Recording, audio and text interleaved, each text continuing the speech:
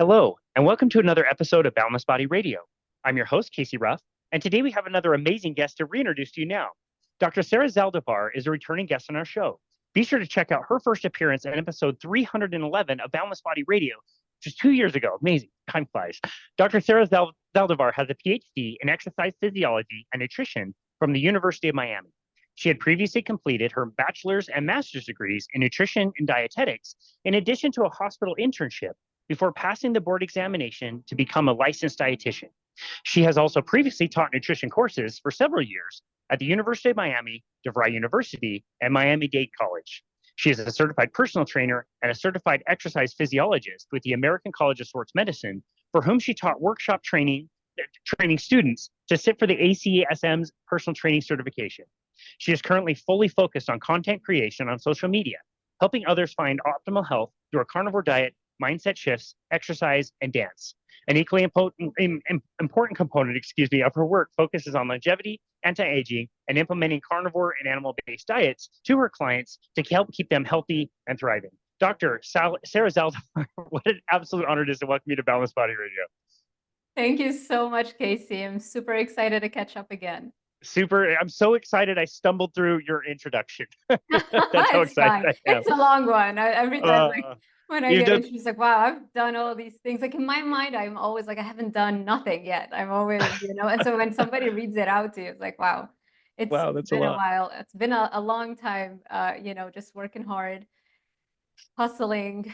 And you would think like the PhD would have been like the biggest thing, but it's actually social media that's where the bulk of the work is, really. It's been years Yeah. now that I've been doing social media. Yeah, I just absolutely love that is your focus, because that's where people are. And as much as I don't love social media, but that's what you have to do. And you've been able to successfully transition away from a college to doing this full time. I think it's marvelous. I think it's fantastic. You should be very proud. Thank you. I appreciate it so much. Sometimes it's good to remember that. And I just did a post yesterday. It was like having, not, oops, that's my mic. Let me move it a little bit here. I was having like, I put so much pressure on myself. In my mind, I've done nothing, So I did a post about like mental health and just how important it is, like just breathe. You've accomplished a lot already. Have gratitude. Be proud of what you've done, no matter what it is that you've done. There's always something to be proud of. So thank you for that. Yeah, I absolutely love that. It's interesting in this community. I find that the more guests I have on, I ask this question, like, what are you planning on in the future? Or what's your vision of the future? And oftentimes people don't have exactly a clear-cut idea of what the future is going to look like.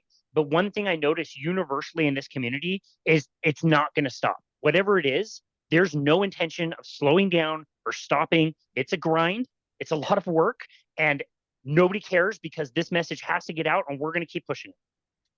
It's the carnivore thing, and because we stumbled across this, so there's an excitement about spreading this message that we wish we would have received a very long time ago. And then you couple that with social media, where the harder you work, the more your influence, impact, income, everything. So it's kind of hard to take a day off, because like if I work today, I can do this much more. So it's a double whammy. Yeah, definitely. And we're always, again, so focused on the future and getting this message out. We're always looking in front of us and how much work we have. I love what you said, though. Sometimes we need to look back and recognize how far we've all come, how much we've done, and be proud and give ourselves that grace to know that, yeah, we're growing. We've got a long ways to go, but at least we've grown as much as we have so far. Well said. Well Yeah, said. it's amazing. And just yesterday on social media, I just saw another article, this by Time Magazine, that was talking about how ultra processed foods are good for people and we need to get them out. It's just ridiculous how crazy this message is. And those goddamn, it's the headlines. The headlines are going to grab so much attention, and people are going to say, like they always do, I knew keto was stupid. I knew carnivore was dumb. It was going to kill me of a heart attack. I'm fine eating the processed crap at the grocery store. It's absolutely absurd. I think anytime you're second guessing yourself, go online, there are very quick videos that show you the whole process of how seed oils are manufactured. Just take 2-3 minutes out of your day. I made sure I showed this to my students at Miami-Dade College when I would teach nutrition, and even at the University of Miami, I would show them the videos.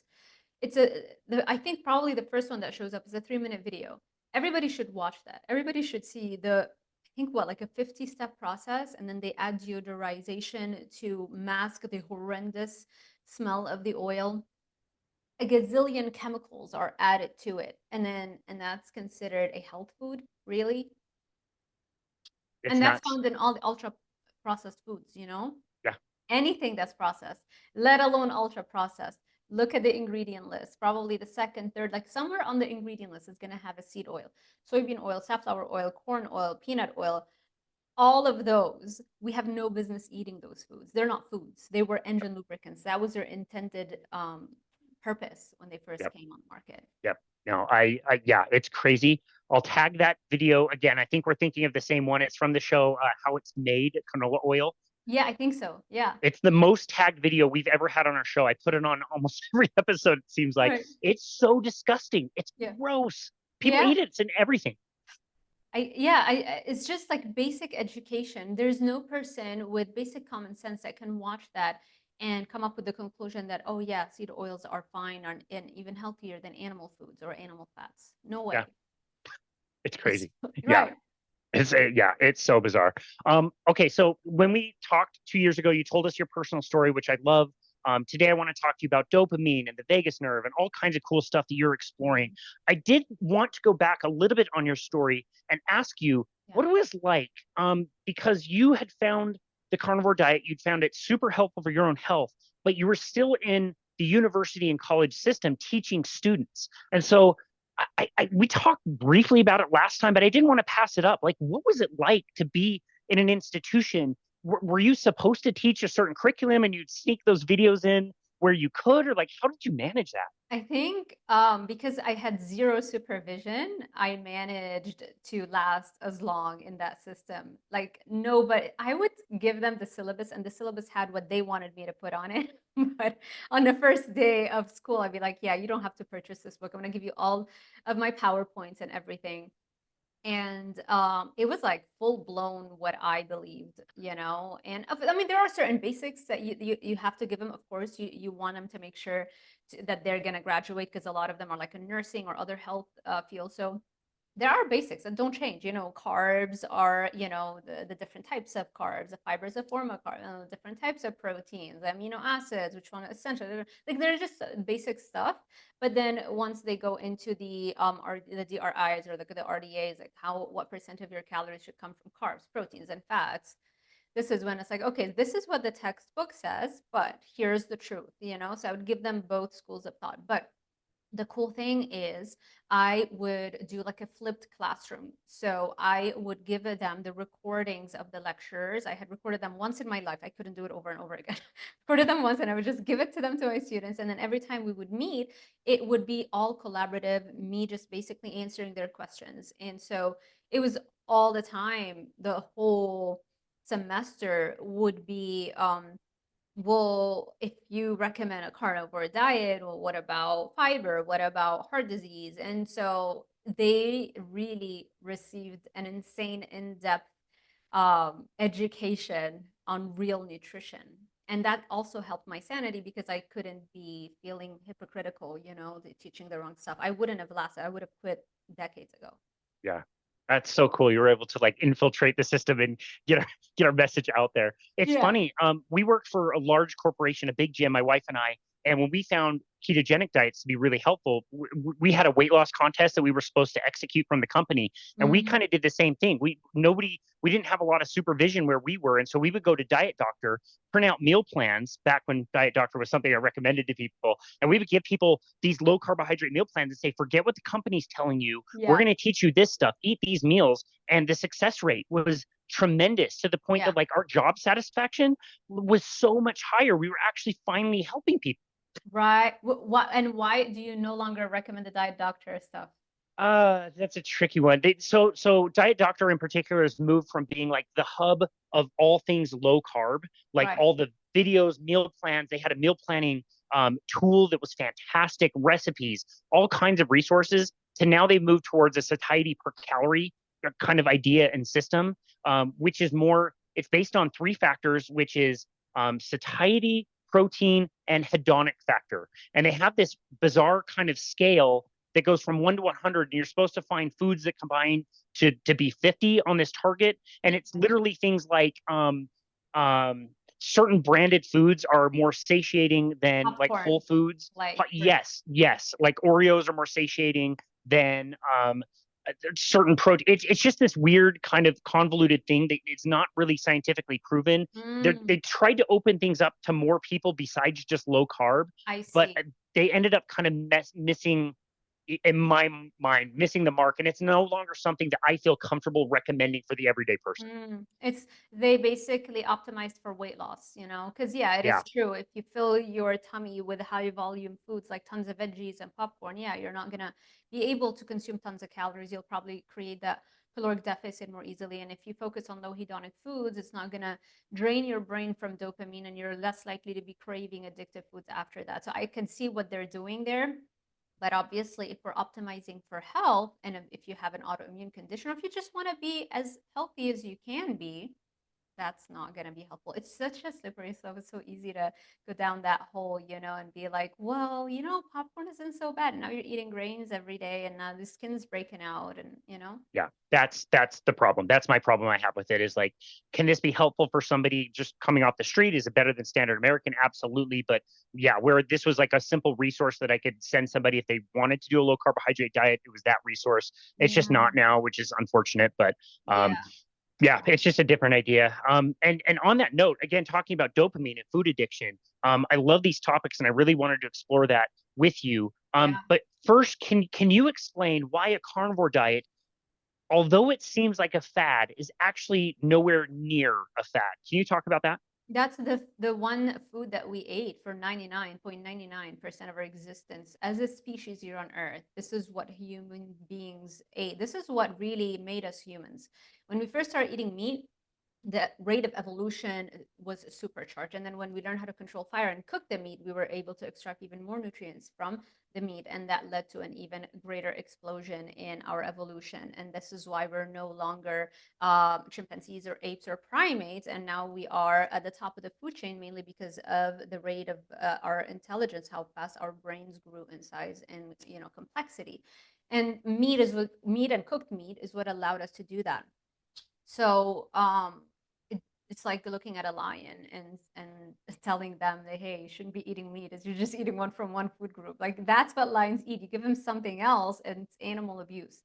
But we just got so confused as humans as to what our optimal human diet is, because there's just so much money to be made from peddling drugs in the form of carbohydrates and addictive foods, natural flavors, all that kind of stuff, sugars, you know. And then the combination is even worse, because just eating carbs, there are studies that show, and it's funny, there's a study that was, they talked about it on Diet Doctor, and the study clearly showed that eating things like oatmeal, rice, pasta, muffins activates the dopamine release. It's addictive. The lengths to which that researcher, when she was being interviewed on Diet Doctor with a YouTube video, the length she went to avoid saying the word addiction just blew my mind, you know? And so the studies are there, but everybody is so afraid to say it, because a lot of dietitians and a lot of researchers, if they're working within the system to keep their job, they cannot go against the grain, you know? It's just, that's the mouth that feeds this whole industry, the health experts, the nurses, the doctors, the hospitals, you know? Yeah. So yeah, Yeah. that's where Okay. we're at. So very interesting. Now, I hope that the listener didn't miss this, but when you said carbohydrates, you used the word drug. And I think that might catch a lot of people off. Like, drugs are cocaine and heroin and the Mm, things we know we shouldn't be doing, and, you know, yeah. whatever, but they might not associate with something that's in every food seemingly as Let me actually a drug. let me say something. When I say drug or anything addictive, doesn't always mean that you shouldn't be doing it. Because when people have this association, this negative association with addiction, anything that releases too much dopamine in the brain and is very pleasurable, all of a sudden is an addiction. It's, yeah, but that does not necessarily mean it's a negative addiction. There are such things as positive addictions. And addiction, truly, the longer I study it, the more I realize addiction is simply untapped potential.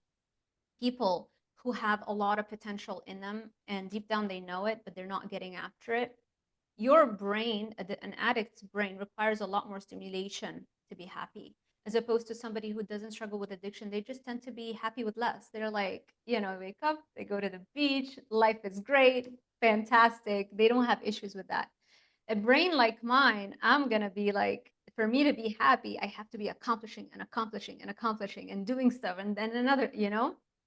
And so normally when you look at people who have achieved like tons of stuff in their lives, they tend to have an addict's brain, but they just learned that they can satisfy it in a constructive way as opposed to in a damaging way by getting hooked on things like cocaine or heroin or food or video games or sex or shopping or anything like that. And so it's not about being afraid of releasing all this dopamine. It's about what is the focus of your dopamine release? Where are you pointing that weapon to? Yeah, interesting. So what would be some of the positive addictions then? Would that be being very productive, creation, that kind of thing? Exactly, being creative, accomplished, getting after your dreams, not living below your potential. Yeah. Okay. I really like that because you're right. I think the message for most people is addiction is always bad, and people that have that type of addictive personality are always going to get into trouble. But there are ways to channel it Yeah.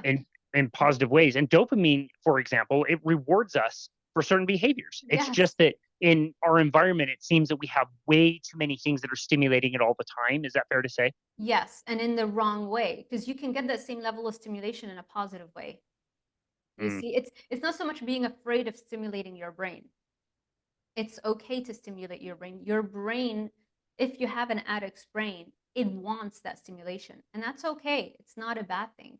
The mm, problem happens when you start getting the stimulation from checking your social media every 5 minutes, not being productive, not putting out content that's valuable in the world, as opposed to just, you're just consuming stuff, or just all kinds of drugs, that are probably not going to improve your health.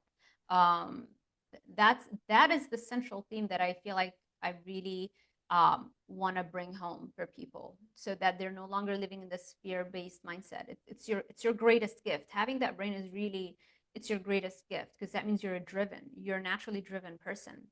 You just mm. need to focus that on the right things in your life. Yeah, I love that. Mhm. So what is it about proteins and fats that don't seem to trigger that kind of addictive behavior, but carbohydrates and sugar in particular do? Mm. So I think it's so whenever you're consuming protein, well, fat does have some dopaminergic activity. Does You can say that fat can be, releases dopamine in the brain. Protein, not so much. Carbohydrates, because they're so calorically dense, and historically it's always been very rare to find carbohydrates in nature. Normally, when you would come across carbs in the form of fruits or tubers, they are far less likely to be toxic as opposed to carbohydrates in the form of vegetables, where you have plant toxins and anti-nutrients. So we've evolved to differentiate that anything that's sweet or carby, that's a non-vegetable, it's like, oh, I'm most likely going to survive eating this. Let's eat more of it and let me get all those calories. So we evolved through long stretches of potential famine. So our biggest threat to our existence or survival has been famine. So we evolved all of these ways to always guard against it, to always guard against potentially dying. And so one of the ways that helped us is developing this affinity for sweetness. Anything that is sweet, and also breast milk tends to have a little bit of sweetness. That's another reason. Anything that is sweet, it signifies abundance in calories, and healthy calories, non-toxic calories, and tons of calories too. So that's one of the reasons. Now, the problem is that the food industry has learned how to concentrate it to supernatural levels. And that's something we've never come across historically. We It's not that there's something inherently bad about eating sugar. It's just that we haven't had enough time, evolutionarily speaking, to select for the people that can handle all the sugar and not be sick, for them to be able to reproduce enough times and have enough children and grandchildren that all carry that gene, or multitude of genes that would allow them to be fine with eating all the sugar. So there's nothing inherently good or bad about anything. It's just about giving a species enough time so that the people that cannot handle all the sugars die off or get sick and they can't reproduce. And the ones that can, they propagate their genes over and over and over. And you repeat that over generations. That's how evolution works. Yeah. It's funny. I started really freaking out in the last few years when I would be teaching nutrition at the University of Miami and at Miami-Dade College. All these 17, 18, 19, 20, 22-year-old kids, they don't even know how to explain the basics of evolution. It's something that has really started to freak me out. And I think it's important that we talk about that. It's like, just give me in a sentence or two, how does evolution work? Because it is the bedrock of like understanding carnivores, to understanding, trying to go back and understand how our physiology thrives, under which conditions our physiology thrives. And they didn't know. They did That's not know. interesting. It's wild to me. Wow. Do you think that's deliberate? I think there's a lot of, I know there was a girl that she would teach the nutrition courses sometimes, like if I'd be sick or whatever, I'd ask her to go, and teach for me. And she was also in the same PhD program with me at the University of Miami doing exercise physiology, but she also had a background in nutrition, so she could also teach the courses that I would teach. And I remember one time having a conversation, she's like, yeah, like when I talk about evolution, I tell them, she always like prefaces that or says after that, like, if you believe in it. Like, like that's an option. Science is an option. You can choose to believe it or not. And I was like, wow. Yeah, no wonder people have no idea. It's like basic science, complete ignorance. It's wild Wow. to me. That's so interesting. Maybe we could start to say that about other sciences like gravity. Like, if you believe in gravity, then here's a science. Yeah. It's so interesting. We should, yeah, I think like someone needs to raise the alarm on this stuff. Yeah.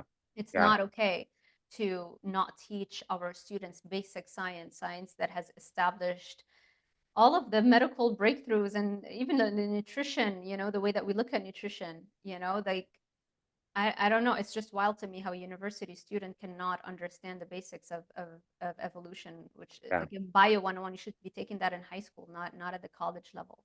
That's wild.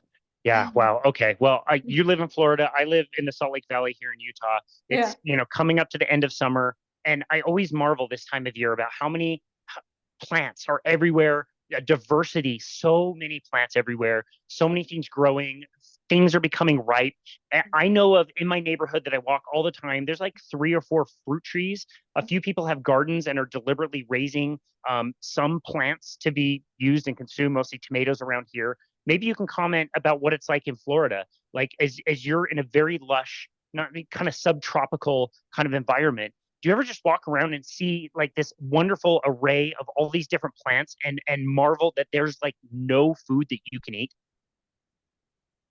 That's a very good point. Yeah, like even if you go and you see all the vegetation and stuff, it's not like you can go around, pick at this food and be eating it. Yeah, that's very true. Yeah, 80% of plants are toxic. 80% of any kind of vegetation. Like we never would walk around and just pick at stuff. Even things that you might think is edible, like olives. People think, oh yeah, olives. What more natural food can that be than that? And you can't even eat olives. If you go to an olive tree and you pick an olive, it's toxic and you will know it right away. It's so bitter. So even canned olives, when you eat them, they have been pre-treated to remove and extract the toxin from it before you actually can consume it. Let alone like then afterwards they have to process it into virgin or extra virgin olive oil. So, and also another thing is that if we look at historically versus nowadays, it's only been in the last 300 years that we've hybridized fruits and plant foods and tubers like sweet potatoes or any kind of fruit and even vegetables to select for higher sugar and by proxy lower fiber content so that they would taste better, so that they would be more likely to be purchased again. And so, I would go through a whole series. I saved a playlist for my students, and it had it was a series of documentaries that were done. It's all on YouTube, and they go literally plant by plant, every single plant that we're eating, and they show you the current version versus just a few hundred years ago, the wild version. So my students, like their minds would be just mind blown by the end of it. Yeah, I would start every session by like that 5 or 10 minute YouTube video, and then we would start talking about whatever it is that we would be talking about. By the end of the semester, they're like, Is there anything natural? Like if carrots, go and look at the wild carrot, look at a wild watermelon, look at a wild banana, potatoes, all tiny and toxic and like most of them unedible, apples, everything that you think is, oh, natural. And, we never, our DNA was never exposed to this mega dosing of carbohydrates and sugars the way that it is being exposed to in this day and age. So no wonder we're having all of these carbohydrate intolerance diseases, type 3 diabetes, Alzheimer, type 2 diabetes, PCOS, which is, diabetes of the ovaries, and women are having to struggle with acne and facial hair and cysts and infertility and an inability to lose weight. I mean, it all boils down to the fact that we are no longer thriving and eating under conditions of ketosis. Our bodies forgot how to use fat as a main energy source. And so, yeah. Yeah. Yeah. I thought that was important to bring up because you're talking about what you said earlier, like carbohydrates themselves are not necessarily the problem. It's a question of supply. Like we just would not have access to carbohydrates all of the time, all year round, in every place in the globe. And again, even places like where you live, where it's very lush, like there's not just food growing everywhere. It's very, very rare. The Yeah. fruit trees in my neighborhood that I mentioned, these aren't Bartlett pears or Granny Smith apples. These are like crab apples and tiny little pears. Bugs get at them, birds get at them, all kinds of other animals want them as Yes. well. And so you're like in this competition. So it makes a lot of sense that when we have those carbohydrates, like you mentioned, we have a drive, an evolutionary drive to consume as much as we can while we can, because in a few weeks, no more, they're gone. Yes, and your body thinks you might, if you don't store enough fat right now, while you have access to all these carbohydrates, what if you're going to run across a famine in a few weeks or maybe next week and you're going to then starve to death? So, yeah, we've developed all of these defenses against starvation, which kind of makes it very hard for people to lose weight or control their food intake, especially when it's in the form of carbohydrates. Now, I'm not saying that people can't lose weight because they're eating apples. I think that is not what I'm saying. I have tons of clients. I know tons of people that they eat rice, they eat oatmeal, they eat apples, and they're shredded and they can control it, and that's fine and that's fantastic. I think the problem happens when you really have a history of dabbling in ultra processed foods that are designed to bypass every single potential defense against overconsumption of calories. That's the real big problem here, Yeah. I agree. I think about our evolution. I think about certain like inflection points of like where we've really changed, what we're eating, like with the agricultural revolution 10 to 15,000 years ago, our brains started shrinking, more of a gradual change to now a lot more recently, like the ultra processing of food. And maybe you could talk about some of these food companies who are literally a lot of them were bought by the cigarette companies, and they're Yeah. running the same type of addiction plays. They're just doing the same thing that they were doing before by advertising, targeting children, making things really affordable and accessible. And like they're doing the same thing that they did for smoking, 60, 70 years ago. Yeah, Philip Morris, for example, bought a bunch of, I think, was it Kraft or like basically most of the current big food companies that own basically all of the brands of processed foods are owned by cigarette companies. I did a fantastic interview with Dr. Joan Ifland. She is a pioneer in addiction research.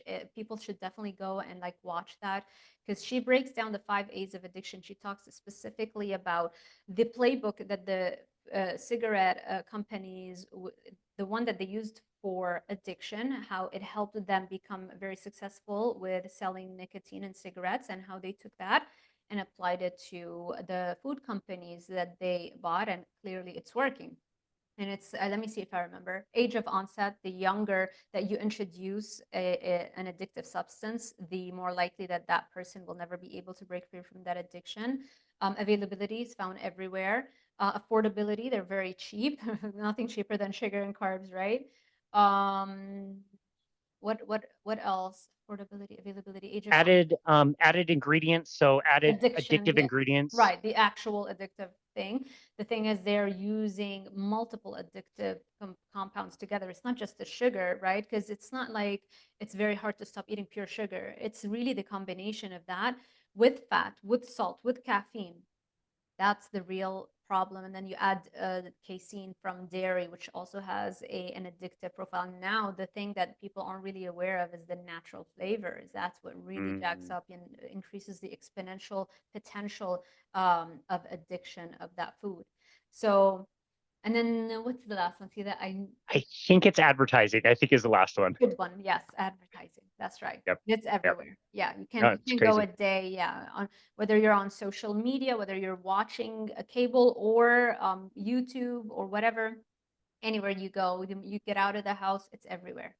Yeah. Well, I remember it as a kid. And it's so much worse now, but like you'd watch your cartoons and then there would be the commercials. And for me, like a kid, like you can't hardly even distinguish the difference between the two because they have characters and they're doing stuff and it's animated and it looks great. So it's like you can't even tell the difference between the commercial and the actual show itself. And now it's like you can walk through the store, every aisle has something that's related to cereal products. Cereal products have like infiltrated everything. I saw protein drinks at a local Sam's Club that had Toucan Sam on it and Fruit Loop flavored protein.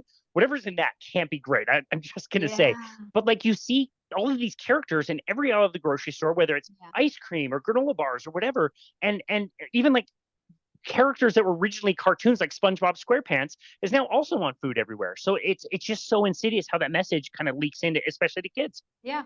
You grew up thinking that that's a normal life, that's normal food. So it becomes very difficult when you are faced with a condition where you have to change. It becomes very, very, very difficult to change. And that's Yeah. what they're counting on, right? They want to hook you in every which way. Yeah, exactly. So talking about some of the research that you've been doing on addiction and how it relates to the vagus nerve, I'm really curious to Mm. ask you about that. Yeah, so this is something whereby I feel like a lot of people think that they can only do carnivore because it relieves all of their symptoms when their issue, and then when they do realize like, oh, it helped a little bit, but then it didn't, and they realize the issue is that they have a vagus nerve dysautonomia. So the vagus nerve connects the brain to your gut. It's like a two-way highway. It's like the biggest, nerve, fastest nerve. All those chemical signaling is coming into and from it, it's connecting. It's like a two-way highway connecting the brain and your gut. And if you, like me, lived in survival mode for a very long period of time, always stressed out, always just trying to survive, never really relaxing. Maybe you grew up in an environment where the people who are supposed to make you feel the safest were actually the source of your trauma. Or maybe the country that you're living in, also is a source of additional trauma. And then, just like there are so many potential things that could inflict long term, non-stop stress response on you. The vagus nerve is supposed to calm you down, supposed to activate the parasympathetic nervous system as opposed to the sympathetic nervous system. The sympathetic, it means like the stress response. The parasympathetic is the opposite of that. It calms down the stress response. But if in all of your life, the stress response is always on, and the vagus nerve is trying and trying and trying so hard to calm the stress response, eventually it tires out. It's kind of like a type 2 diabetic. They were never supposed to eat all this carbs, but they kept eating carbs, kept eating carbs, kept eating carbs, and their pancreas kept releasing all of this insulin. At some point, it's going to tire out, which is why a lot of people with type 2 diabetes eventually become like type 1 diabetics, where they actually have to inject insulin because whatever insulin their pancreas was able to secrete eventually tires out. The pancreatic beta cells, they die off, and they have zero ability now to release any kind of insulin. So it's kind of like a similar fashion. It just your vagus nerve is tired. And so now it can't really calm you down. It doesn't really work the way it's supposed to. And so that's a problem because it innervates your gut. The gut is the seat of your health. Your skin, your energy level, your mood, your waistline, everything really starts in the gut. But if your vagus nerve cannot lead to a proper migrating motor complex or proper motility of your gut, then you start developing something that I find in almost everybody, which is SIBO or SIBO, small intestinal bacterial overgrowth, candida overgrowth. And that can lead to autoimmunity because then you start having leaky gut and then your immune system gets activated and starts attacking so on tissues. Like everything really can start from vagus nerve dysautonomia. People who have long COVID, they were shown that they gave them nicotine lozenges. So nicotine activates the vagus nerve. So you take a nicotine like gum or lozenge, it activates the vagus nerve, kind of like forces it to work, and it releases acetylcholine because that's the main neurotransmitter that the vagus nerve works on.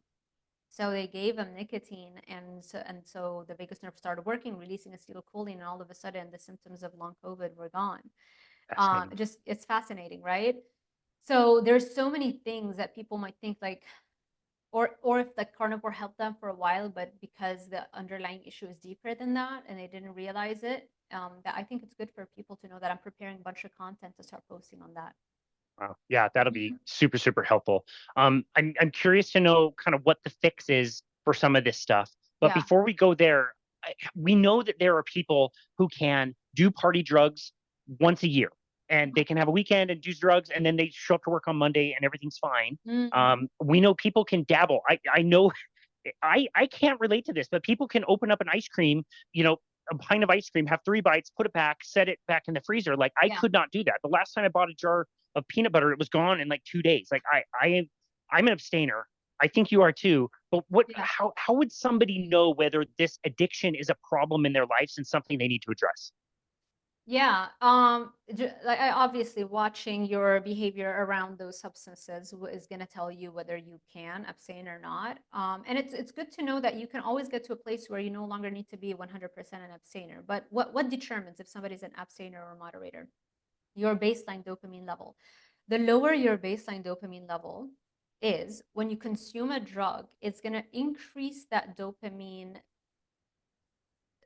What do we call it? There's like a phasic and tonic. Tonic dopamine is your baseline. Phasic dopamine is like the instantaneous release of dopamine. They work on different receptors. The tonic or baseline dopamine works on the D2 receptors, and the phasic works on dopamine 1, D1 receptors. So they both, release dopamine. So if your baseline dopamine is low and you have a phasic dopamine release because you had a bunch of ice cream, it's going to be so high relative to your baseline, and it's the scope or the how much it elevates above baseline that determines if that leads to memory consolidation of that experience. And that's what addiction is. You have a very strong memory of what that felt like, versus if you start training harder and harder, doing especially cardio, it's more powerful than exercise, for example, or doing visualizations. We'll talk about that. All those things that can raise your baseline dopamine level. As your baseline dopamine level goes up, now when you do have that ice cream, that phasic release of dopamine it goes up, but it's not that high relative to your baseline, to your new baseline. So the memory consolidation event doesn't really happen as well. So you don't really remember that experience as anything out of the ordinary, and so you don't develop an addiction to it. That's fascinating. That was so well explained. I really, really appreciate that. Yeah. Okay, so yeah, so for somebody that's realizing that they do have that low dopamine, they have this kind of, I don't know, this feeling of like a runaway train in their life where they can't stop themselves or Yeah. eating more than they think they want to, or it's affecting their life in some way. What are some things they can do to address that and fix that? Yeah, you have to figure out why is your baseline dopamine so low. There's so many things that affect it. Everything that I think most people probably know this, especially if my audience is watching. Everything that I talk about how to raise baseline dopamine is in my guide, Dopamine Brain. But I guess let's start with the big hitters, the exercise, right? The more fit you get, meaning the faster you can run and the more weights you can lift, the higher your baseline dopamine gets. And cardio is more powerful because actually, let's explain why exercise works. Because dopamine is an anesthetic. So when you are exercising to hit a new PR, not just doing a joyride, having fun. If you're having too much fun, it's not working.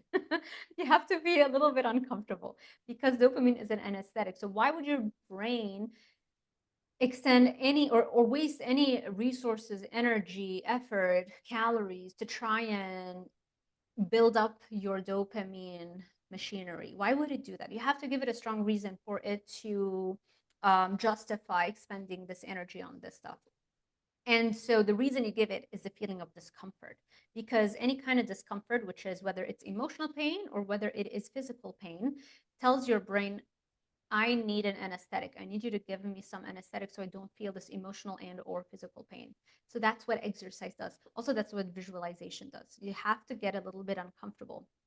And so the more you do that, the exercise and the visualization, the more your brain is like, okay, let's increase more of this anesthetic. Let's raise our baseline dopamine level. So it starts increasing the amount of dopamine that it makes, and dopamine receptors, specifically D2 receptors. That's really what we want to have more of.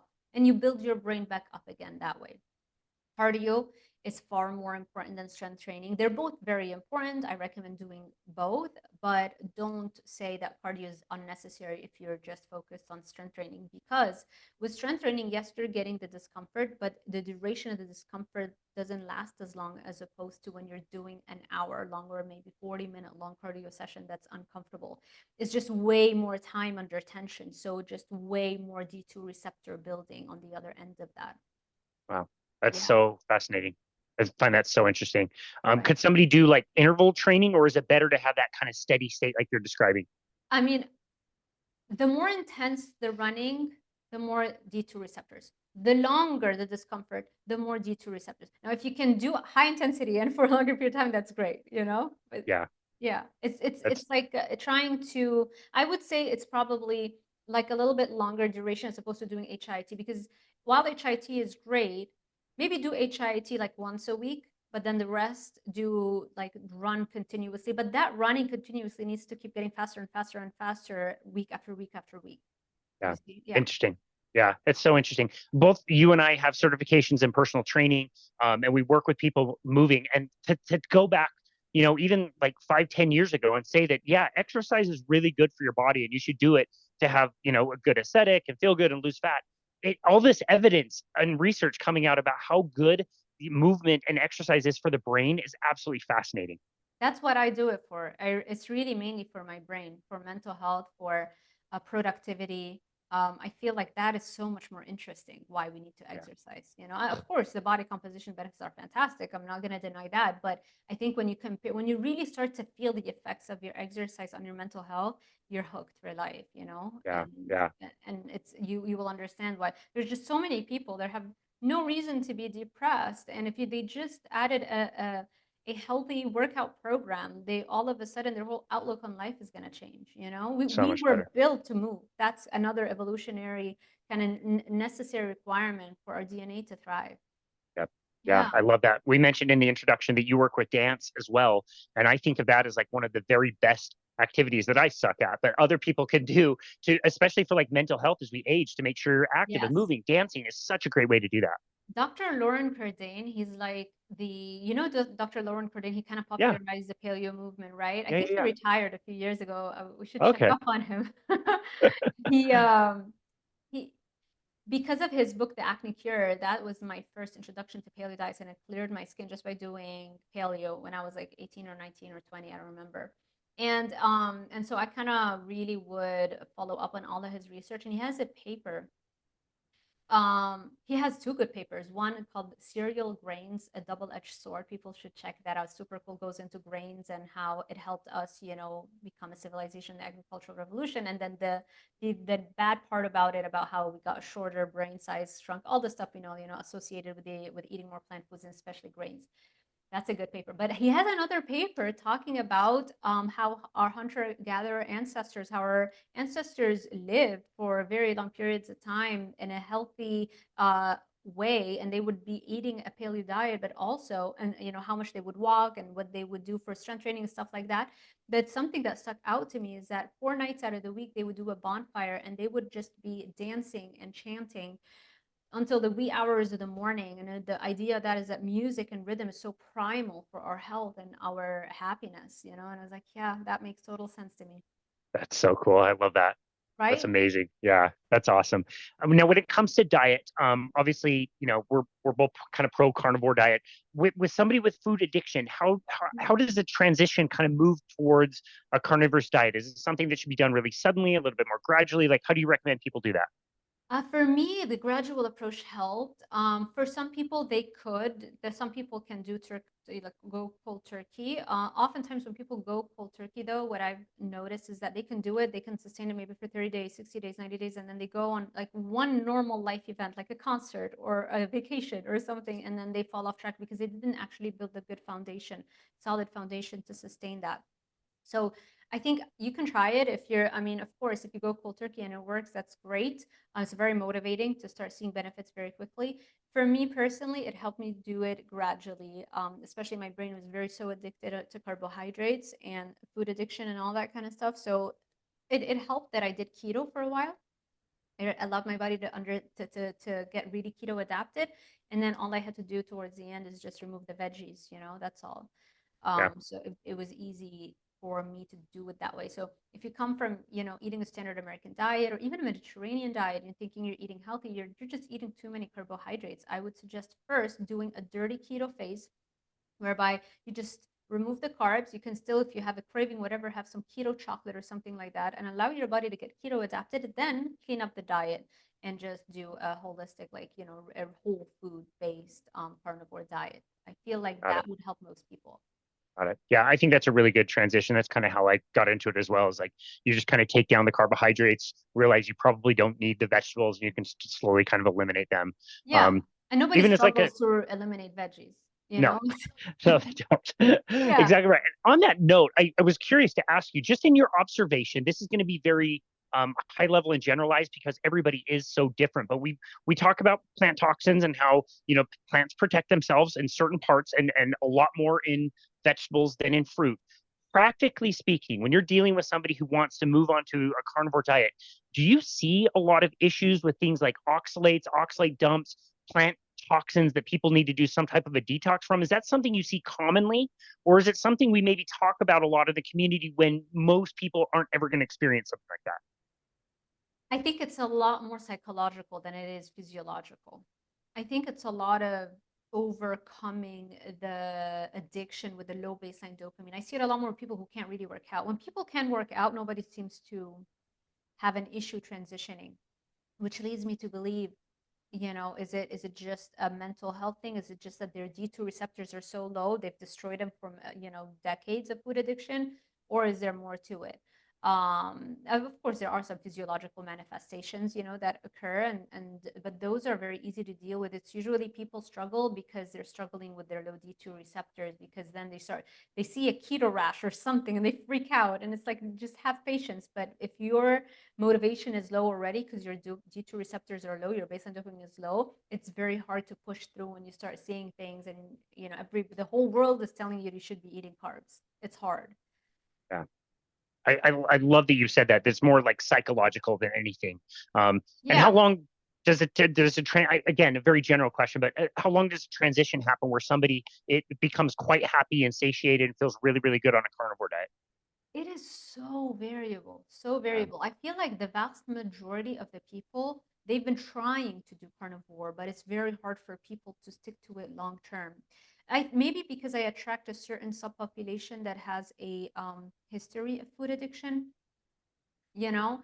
And so it's not like they're just trying to do carnivore because they feel like that's going to cure their food addiction, but the more they understand, it's like it's not so much about what diet to follow, it's more about fixing your D2 receptors. Um, but and there are some people who can just do it no problem, and those are easy cases, and you don't really have to give them much direction. It's so hard to generalize because I see all kinds of cases, the easy cases, but usually the toughest of the tough, because I feel like for people to get to a place where they feel like carnivore, and then not just carnivore, but me specifically, I feel like I get the hardest cases.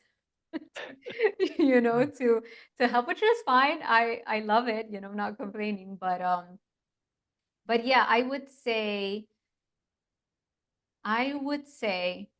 it takes usually, let's say, the first 3 days are the hardest. By the fourth or fifth day, you're coming out of the brain fog from the detox from the food addiction. And then by the 10th day, all your taste buds have regenerated and you forget what sweetness is. And you're pretty good to go. But again, if you don't have habits in place that you can deploy to manipulate your neurotransmitters, to manipulate your baseline dopamine level, that's where the work is. If wake up early, build momentum during the day, being productive. You have an addict's brain. You have to like stop fighting. Just if you have an addict's brain, most of the time there's something inside of you that you're suppressing. There's some unrealistic dream inside of you that you are suppressing, and you're trying to be realistic. And for as long as you fight for that limitation, you will forever struggle. Wow, yeah. That's fascinating. Which is why I talk so much about mindset. It's like 99% of my consults are just like, it's not the least amount of talk I have with my clients is about what to eat, it's all mindset work, Interesting. Yeah. Yeah. That's super fascinating and very well explained. We know that people, when they transition on to carnivore, if they do a fairly strict version for a little while, they can open their diets back up. You and I were talking offline about how ridiculous this community can get about what's called carnivore, and if somebody has something here or there, God like, forbid is that carnivore? you have a cucumber. It's ridiculous. Is that a cucumber? It is hilarious. And it's like, I understand, though. I understand where it comes from. People who feel like they have to do carnivore, they might have a very serious autoimmune condition or something really important that it's very important for them to eat a carnivore diet because it's controlling their symptoms or maybe curing them completely. And it's so hard to do only carnivore. And so you find help and emotional support, and it makes you feel happier to know that you're not alone in this. And so they band together. So I understand where that comes from.